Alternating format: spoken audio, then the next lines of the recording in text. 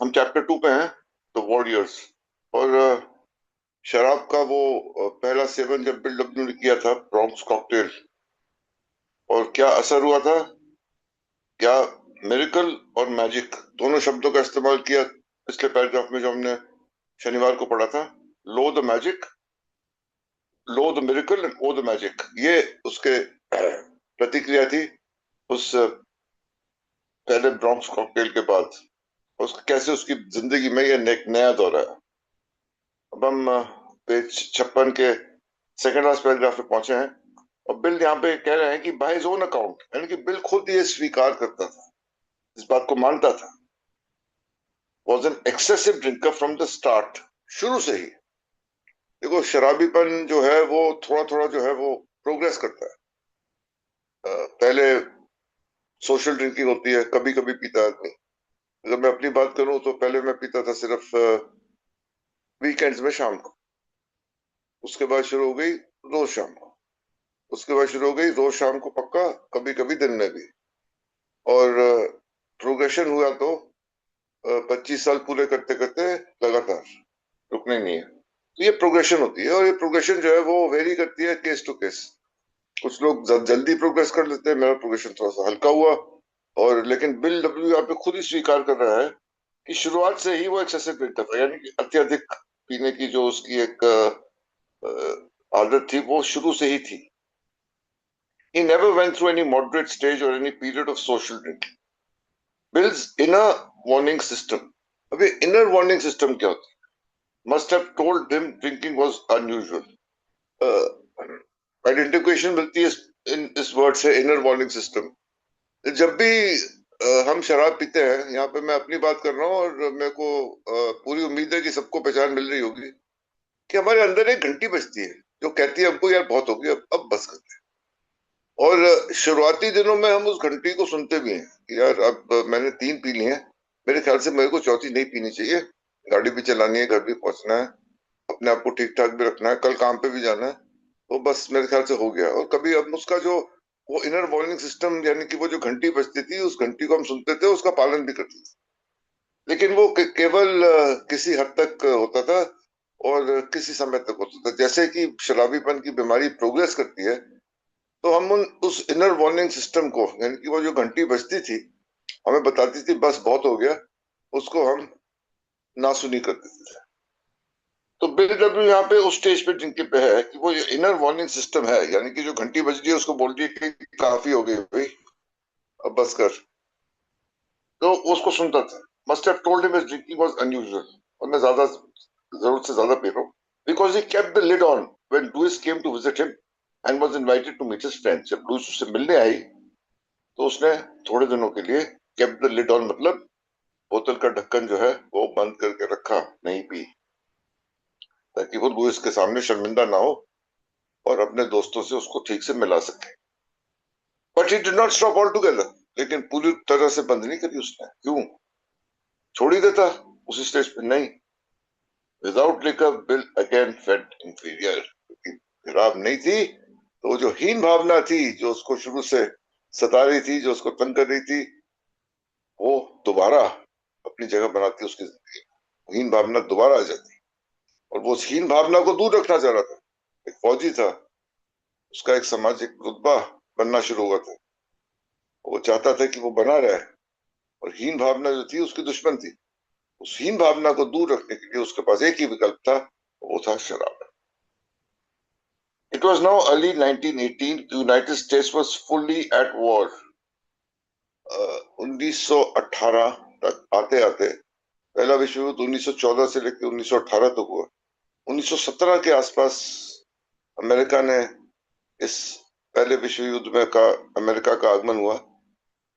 जैसे कि हमने पढ़ा था कि कई ऐसी चीजें थी जिसकी वजह से अमेरिका युद्ध में आया।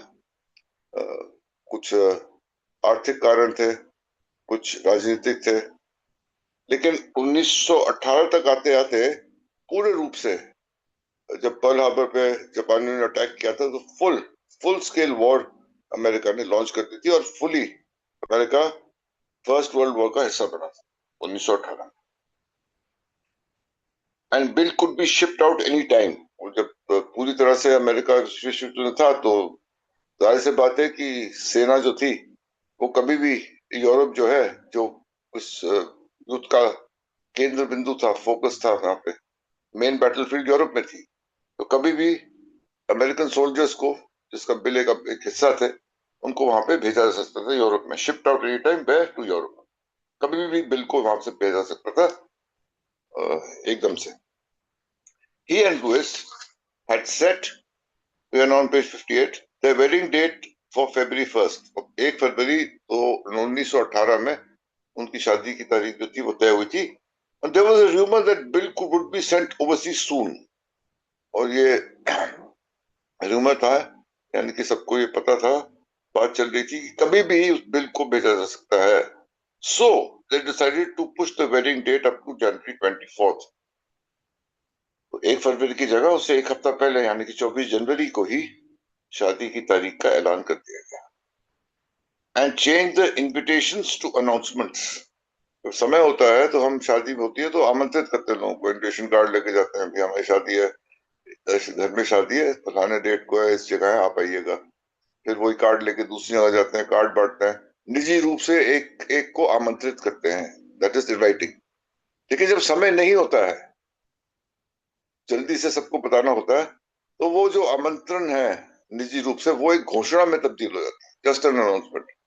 भैया आज शादी है, फलानी तारीख को शादी है, इस जगह पे आप सब आइएगा। For example what we do in our for our Thanksgivings, it's more of an announcement and invitation. हमें निजी रूप से एक एक को नहीं बताते, भाई मेरी थैंक्स गिविंग है, आशादीप में है, सौदे स्कूल में, आप लोग आइएगा, आप भी आइएगा, मैं आपका इंतजार करूंगा। नहीं, what we do is we make an announcement meeting में या व्हाट्सएप के जरिए, क्योंकि निजी रूप से एक एक को नहीं बताया जा सकता है। यही चीज बिल डब्ल्यू की शादी के लिए जो इन्विटेशन थे वो अनाउंसमेंट में तब्दील हुए, और ये घोषणा कर दी गई, भैया फलानी तारीख को शादी है, जनवरी 24 को इस चर्च में आप लोग आइए। They chose to go ahead with their big church wedding they had planned, and everyone pitched in to help. सबने मदद करी कि वो शादी जो है वो सफल रहे। It was all done in such a rush that the best man, Lewis's brother Rogers, arrived from Camp Devens too late to change his heavy-duty boots and had to storm down the aisle. तो सब कुछ इतनी जल्दी में हुआ कि जो best man था शादी में, लुइस का भाई और बिल डब्ल्यू का घनिष्ठ मित्र रॉजर्स, वो जब शादी में अपनी बहन की विदाई के लिए आया था, तो जब चर्च में आया वो, तो उसको जूते बदलने का भी समय नहीं मिला, और अपने भारी भरकम जो बूट्स थे उसके, उसी में वो शादी में शामिल हुआ। स्टॉम्प डाउन द आइल, यानी कि जो आइल होता है चर्च में, इसमें चल के ब्राइड के साथ आता है बेस्ट मैन, तो वो उन्हीं भारी भरकम बूट्स में वो आइल में हम उसका आगमन हुआ। तो यह दिखाने की कितनी जल्दबाजी में बिल डब्ल्यू और लुइस की विवाह 24 जनवरी 1918 में। In Brooklyn for the wedding, Bill was again conscious of their horribly familiar feeling of inferiority. और यहाँ पे वो जो हीन भावना थी ना, वो अभी भी बिल डब्ल्यू को सता रही थी। He even imagined that some of Lewis's family friends were asking, where did Lewis get that one? और ये imagine किया था उसने, कोई ऐसा बोल नहीं रहा था, लेकिन एक शराबी की जो कल्पनाएं होती हैं, इमेजिनेशन होती है, वो उसको बोल रही थी कि लोग कह रहे होंगे, लुइस से पूछ होंगे, भाई ये नमूना तेरे को कहां से मिला, where did you get that one. और दैट यहाँ पे इटैलिक्स में है, इसका मतलब हुआ कि दैट एक एक हीन भावना से बोला जा रहा है, दैट उसके बारे में, ये नमूना भैया, अजीब सी चीज तेरे को कहां से मिली लुइस। इन कॉन्ट्रडिक्शन, लेकिन सच्चाई क्या थी, he also remembered that they went out of their way to make him feel comfortable.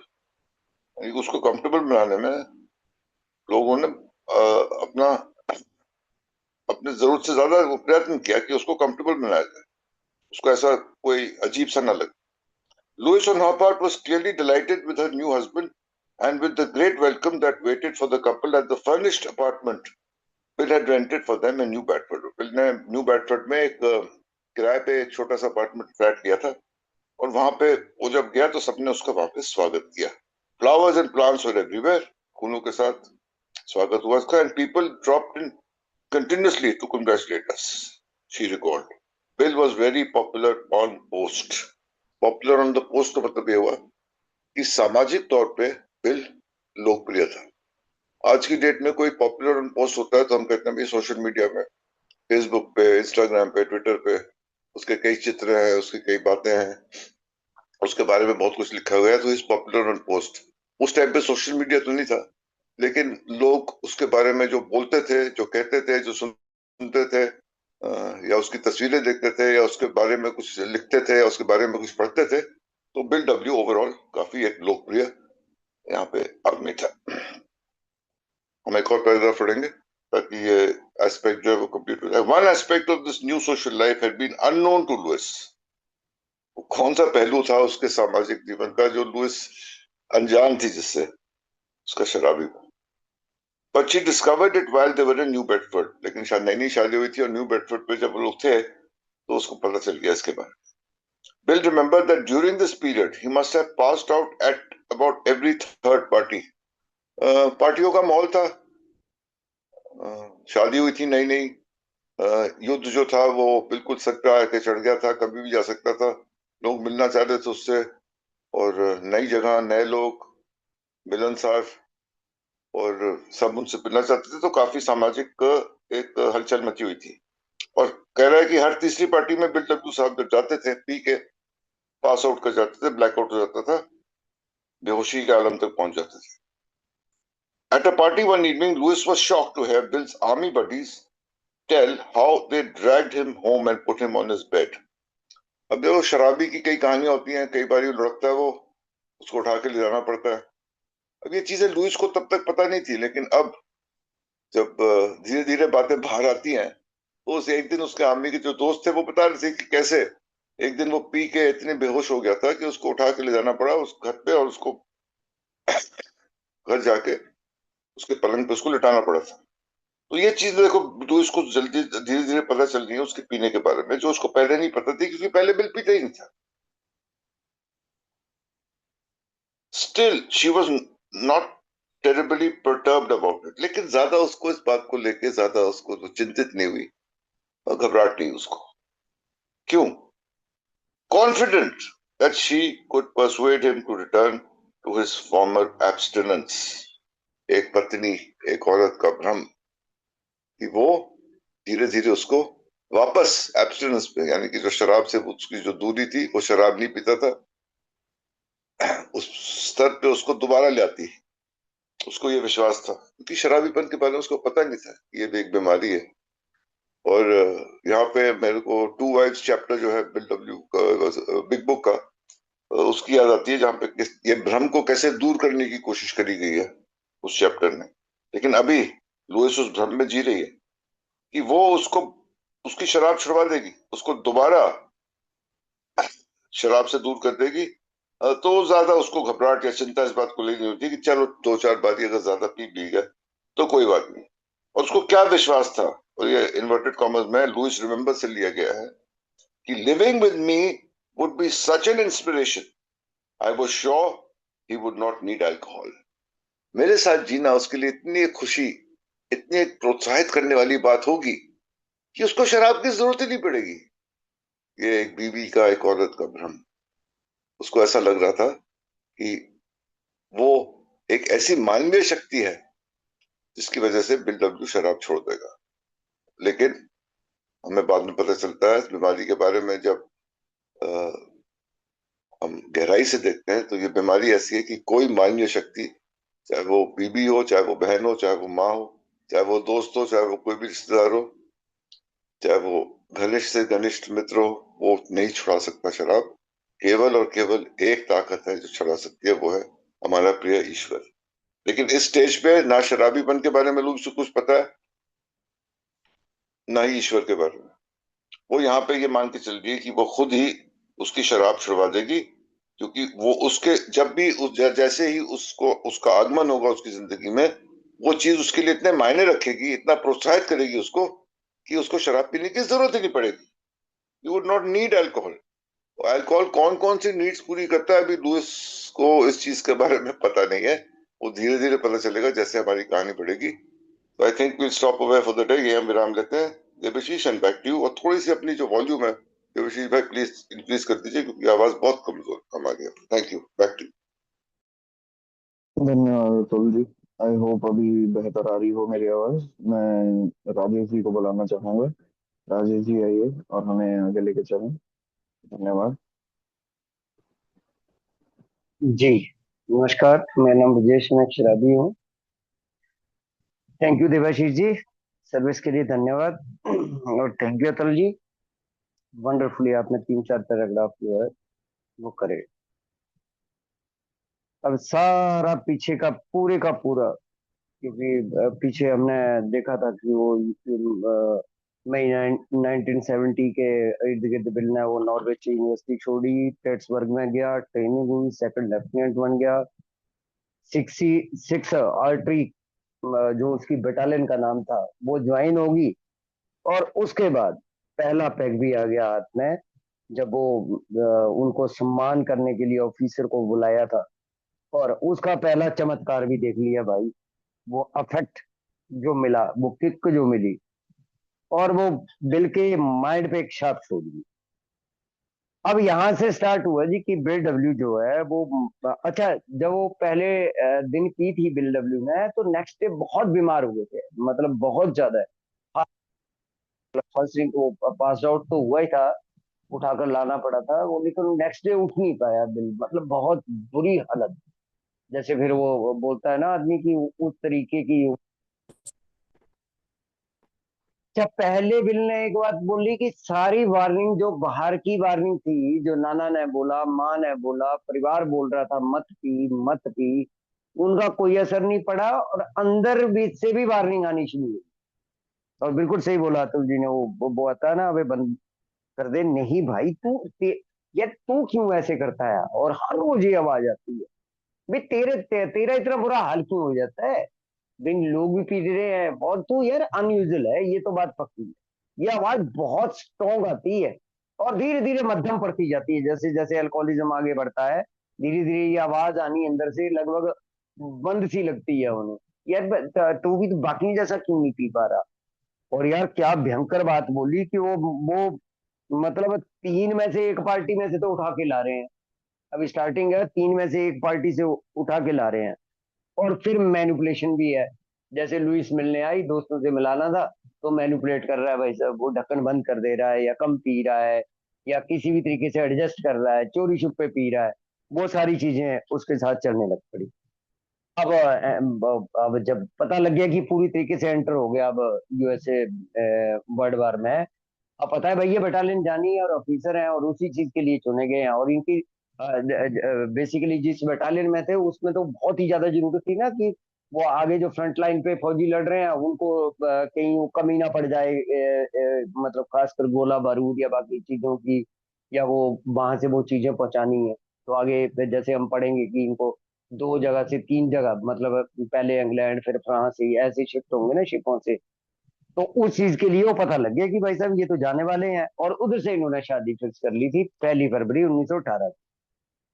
अब वो जैसे ही वो बिल्कुल ही क्लियर हो गया, वो वो रूमर जो है वो, कि भैया ये तो विदेश में जा रहा है इनका, तो जैसे वो पता लगना शुरू हो जाता है ना कि ये बटालियन जो है वो निकलेंगी यहाँ से। अब इन्होंने शादी का जो है वो प्रोग्राम चेंज करा, वो 24 जनवरी 1918 का रखा, मतलब पहले करना पड़ गया, लगभग 6-7 दिन पहले इनको इंतजाम, और सारे अब इंतजाम जो है वो दोबारा से करने हैं, वो इनविटेशन दोबारा देने हैं, कार्डों पे करना है, बाकी भी चीजें होती हैं भैया, वो जो जितना भी इंतजाम कर रखा था। और ये सारे की सारी, ये जिस चर्च में इनकी शादी हुई थी स्वीडन, मेरे को बोलने में नहीं आएगा, न्यू जेरूशलम में था ये, न्यूयॉर्क में, लुइस के दादा ने सेरेमनी को परफॉर्म करवाया था, लुइस के दादा ने। और रोजर जो था वो जो इन क्रिश्चियन में वो जो लड़की को लेके आते हैं ना बेस्ट मैन, मतलब वो उस तरीके से वो जो वो वाली परफॉर्म करवाने वाला, मतलब ये रीति रिवाज है। जैसे हमारे में होते हैं ना भाई, वो चारों तरफ से वो पकड़ कर लेके जाते हैं, दुल्हन बीच में होती है, तो इनमें ब्रदर भी लेके जाता है, वो सारे के सारा बेस्ट मैन की प्रथा जो है वो रोजर ने निभाई। और दादा ने जो सारी वो इनके जो क्रियाकलाप होते होंगे, मुझे नहीं पता, मैंने कभी क्रिश्चियन की मैरिज देखी नहीं, पढ़ी जरूर है इस प्रकार की मैरिज। तो वो सारी की सारी जो परफॉर्म करवाई थी वो लुइस के दादा ने करवाई थी, तो सारी की सारी चीजें जो है वो हो रही है। अब भाई साहब ये सारी चीजें चल रही है। अब वो बताया ना कि वो रोज रोज फटाफट वो भी बेचारा भागा हुआ है, और जीते जाते कपड़े कपड़े बदलने का टाइम नहीं मिला। एक तो सारी चीजें चेंज हो गई है ना। 5 7 8 दिन पहले अगर कोई मैरिज होनी हो, सारी सारी चीजें जो है वो होच पोच में हो जाती हैं। वैसे मैरिज के बारे में बिल डब्ल्यू जिक्र कर रहा है। अब आ जाते हैं जी, बिल डब्ल्यू इतना, मतलब स्टार्टिंग से हम देख रहे हैं, लोग कह रहे हैं जी लंबा चौड़ा, मतलब 6 फुट से ऊपर का जवान, ऊंचे कंधे, स्पोर्ट में इतना, बंदे के अंदर इंफिनिटी। अब ये कॉम्प्लेक्स निकला तो था काहे से, शराब से। इंफिनिटी कॉम्प्लेक्स बिल के अंदर से गया। अब दो चीजें जो अल्कोहलिज्म के जो सॉरी अल्कोहल के लिए जरूरी हैं, जो दोनों चीजों हाई, मतलब शाबाशी, मजाक, गाना, डीजे वीजे, वहां पर भी शराब चल रही है। और अब जैसे ही अलग हो रहा है ना, ये बंदा डूब जाता है। और वो क्या, देखो कितना बड़ा सेंटेंस है भाई, कहां से पकड़ लाई। अच्छा, ये सेंटेंस शराबी के दिमाग में आ सकता है कि बिल इतना पॉपुलर था, और खासकर मतलब इतना लाइक करती थी ब्राहनम क्लार्क वाली फैमिली, मतलब उनका खानदान। जिस भी पारिवारिक सदस्य से बिल डब्ल्यू को मिलाया, वो इतने खुश थे दामाद पाकर, मतलब कि कितना सुंदर, कितना अच्छा, कितना सभ्य, कितना बाकी चीजों में दामाद। और दामाद के दिमाग में दूसरी चीजें चल रही हैं। हम तो हाथों से खाते हैं, तो कांटों से खाते हैं, तो टेबल पे बैठते हैं, हम तो नीचे बैठते हैं, हमारा परिवार ऐसा है, इनका परिवार ऐसा है। अब एक नया सेंटेंस आ गया, वो सोच रहा कि लुइस से सारे लोग यही पूछेंगे कि भाई कहाँ से पकड़ लाई ये, और नमूना सही वर्ड यूज करा अतुल जी ने कि ये कहाँ से पकड़ लाई, कौन है यार, ऐसा ऐसा मतलब। और देखो जी, जैसे वो है ना, पॉपुलरिटी का ये था कि वो पोस्ट से जो कंग्रेचुलेशन के लिए जो, मतलब बधाई के जो संदेश आ रहे हैं, बिल्कुल इतने आए भाई। होना तो ये चाहिए था कि लुइस को ज्यादा आने चाहिए थे ना। मतलब पोस्ट ऑफिस से जितने भी वो बधाई संदेश बिल के लिए अंबार लगा। इसका मतलब बिल। अच्छा, और दूसरा एक चीज और पढ़ के आए थे हम, कि दोनों की फैमिली में एक बहुत बड़ा फर्क क्या है। मतलब पहले उधर देखें अगर बिल्सन और ग्रिफ्ट फैमिलियों में देखें, तो एक बात पता चली कि बिल्सन जो लोग हैं, ये बिल डब्ल्यू के जो पैटर्नल वाले लोग हैं, पैतृक वाले लोग हैं, ये बड़े मेल जोल वाले लोग हैं, बड़े इंजॉयबल लोग हैं, बड़े घुलने मिलने वाले लोग हैं उधर। और ये सेम जो अब लुइस के खानदान में भी था, बड़े रिजर्व टाइप लोग थे, पढ़े लिखे लोग थे ना। अब पढ़ा लिखा आदमी का एक स्टैंडर्ड भी होता है, एक रिजर्वेशन भी होती है। जो उस प्रकार के लोग होते हैं, हवाले पीने खाने वाले, वो तो किसी से भी घुल मिल जाते हैं। तो सोशलिस्ट बहुत थी इनके इनके इनका जो खानदान, और बिल डब्ल्यू में वो अपने खानदान से वो वाली चीज जो है वो आई हुई थी।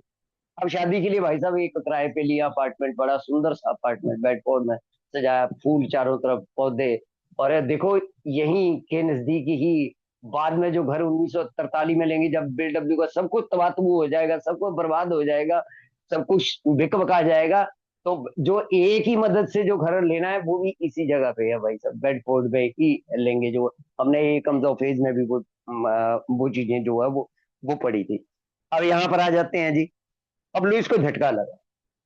काहे का झटका लगा भाई साहब, इसकी शराब के बाद। अभी इतना पियक्कड़ है गया।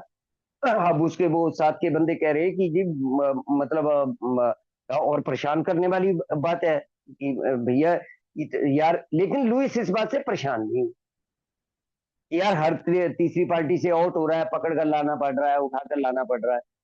मतलब वो तो हुई, हैरानी तो हुई। लेकिन वो बिल के वो जो सेना वाले फ्रेंड थे, वो जो ऑफिसर थे जो साथ पीते थे, वो तो कहते थे इसकी बहुत बुरी हालत है जी, इसको तो वो कैसे वो ड्रैग्ड बर्ड का इस्तेमाल कर रहा है, वो खींच के ढो के लाते हैं ना, put him on to bed, कि उठा के पटक दिया भैया बेड पे लाके। और वो बड़ी हैरानी हुई।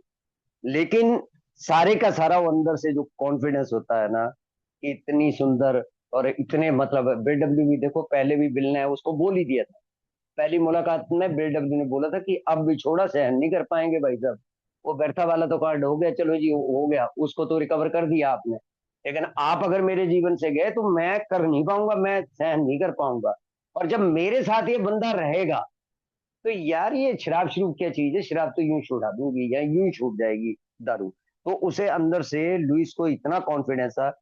और देखें तो यार उसने वो वादा निभाया भी है, छुड़ाने वाली बात नहीं है। छुड़ाई। हमें आज ये में हम ये बात नहीं बोल सकते कि ह्यूमन पावर कोई नहीं हमारी छुड़ा सकती, लेकिन लुइस ने को कमी नहीं छोड़ी। अमेरिका जैसे उसमें भी इतनी लंबी मैरिज, और जब कोई दुनिया में नहीं था ना, तब भी लुइस उसके साथ खड़ी थी भाई साहब, कंधे से कंधा लगा के। नहीं तो बीच में जब ए बना, चलो उसको छोड़ देते हैं, पीने पाने के इंसिडेंट को छोड़ देते हैं। जब अल्कोहलिक एनोनिमस बना ना, तो जितनी दर बिदर लुइस बिल के साथ हुई ना, इतना कोई भी नहीं हो सकता भाई साहब। कोई भी दूसरी लेडीज होती, कोई सामान्य औरत भी होती, बोलती भाई साहब तेरी शराब भी छोड़गी, तू कभी ये तबेलों में सुला रहा, कभी यहाँ सुला रहा, कभी किसी दोस्त के यहाँ ले जा रहा, कभी 24 स्ट्रीट क्लब में रहना है, कभी यहाँ रहना है, भैया मैं रहमो करम पर ही नहीं जीऊंगी। पहले घर बना ले, फिर बाद में देखेंगे। अब तो फ्रेंड डी रॉकफेलर जैसे और फ्रैंक कमोस, डेकर चर्चन जैसे इतने मोटे मोटे बंदे दोस्त बन गए थे, कोई भी बीडब्ल्यू को मतलब घर दिला सकता था। लेकिन जो लुइस के साथ ए बनने में जो सेक्रीफाइस लुइस ने करा ना बिल के साथ, वो वंडरफुल है भाई साहब। इतना बढ़िया जोड़ा ना मिल नहीं सकता है अल्कोहलिक एनोनिमस को, जितना प्रेम प्यार और बाकी चीजें जो है वो इन लोगों के साथ रही। वो र्यूमर बहुत है, बहुत ज्यादा र्यूमर है बीडब्ल्यू के बारे में ए मेंबर द्वारा फैलाए हुए, लेकिन उसके बावजूद भी बिल और इन दोनों का जो मतलब आज मैरिज का हम लोगों ने पढ़ लिया, लास्ट तक अंत तक देखो, सबको कहानियां पता है अगली आने वाली कहानियां। लेकिन एक और जिज्ञासा रहती है कि अतुल जी अगर नेक्स्ट डे कौन सा पैरा पढ़ेंगे या क्या चीज निकल आएगी उसमें से ना, ये अंदर जिज्ञासा सी रहती है। धन्यवाद जी, थैंक यू सो मच। धन्यवाद राजेश जी। सभी भाइयों को मैं फिर से स्वागत करता हूँ अल्कोहलिक्स एनोनिमस की इस के